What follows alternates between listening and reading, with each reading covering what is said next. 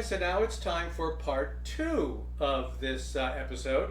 This is the fresh salsa that's going to go on the tacos. And sometimes it's called Pico de Gallo, that's another name for it. And I've got all the ingredients here, they're already chopped up and they're ready to go.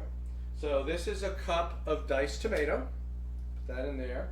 I also have a cup of diced tomatillo. And then a half a cup of diced red onion. This is a quarter cup of minced jalapeno. Now, not everybody's going to like it. This particular jalapeno, I tasted it. It's not too spicy. Quarter cup is fine. Some people will want less. Some people will want more. So, this one I think is going to be just fine for us. Okay. Now, I've also got a quarter cup of chopped mint ready to go there.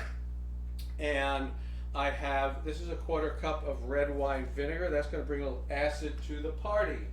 This is 1 clove of minced garlic, and it's raw garlic, so you don't want to put too much. I think that's fine for this amount. And then I have a teaspoon of salt. I'll put that all in there. Now I'm going to stir this up. I want to get the vinegar on everything. Now I am going to give this a taste to try and, just to check to make sure the salt's okay. But the fact is that this is not going to be ready to eat really for maybe about 30 minutes. It doesn't take a really long time, but you want to give it a chance for the vinegar to get into everything and to kind of make it really mix the flavors in. So let me taste.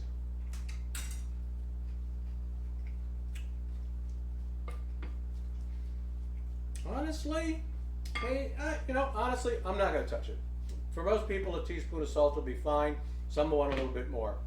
I'm going to let this sit for about 30 minutes. And then we're going to get back to the carnitas. We're going to put together a really nice dinner.